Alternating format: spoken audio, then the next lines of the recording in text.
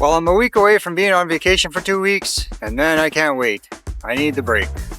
I also need the time to defoliate the girls out here. They are getting super bushy, but we'll get into that in a second. First, I'd like to take this opportunity to thank the sponsor of the channel, Mars Hydro, for their generous support of the channel. Their high quality grow lights and hydroponic systems help make my content possible.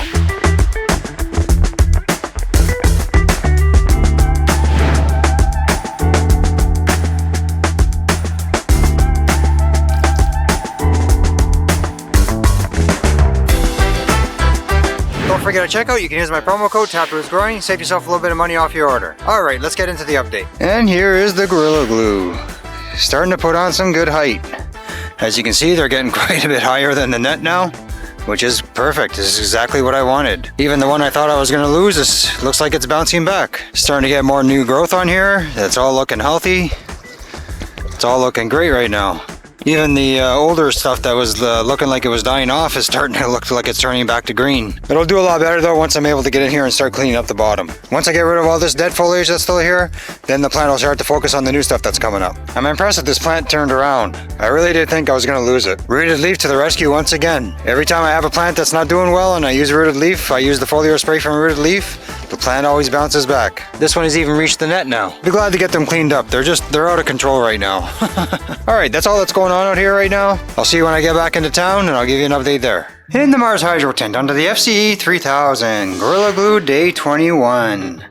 As you can see, we have started tucking. The plant has started getting high enough, it's reached the net, and now I'm starting to tuck. As you can see here,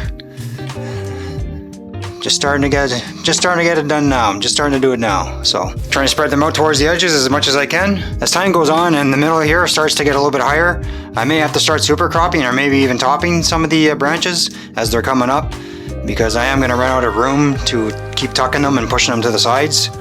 So that's what I'll do, is eventually when they start popping out and I have nowhere else to do with them, I'll top them or I'll super crop them just so that we can keep an even canopy. So as you can see, she's getting quite bushy. I probably should do it now, but I don't have time. But within the next couple of weeks, I'll end up getting underneath there and giving her a good defoliation, and we'll lollipop her, and we'll get all that bottom cleaned up. We'll have some good airflow down there. I don't think it's going to take too long before I have to flip the flower, because as I said before, I'm only looking to maybe get around here. And then I'm going to flip the flower and I'm going to let the stretch go here, and then we'll let them go up straight. I'm really excited to see how this is going to turn out. Alright, that's all we got going on in here. Let's go check out the 2x2 and see how the auto's doing. In the 2x2, under the TS1000, Magic Melon day 17. And she's put on a little bit more size. She's getting a little bit bigger.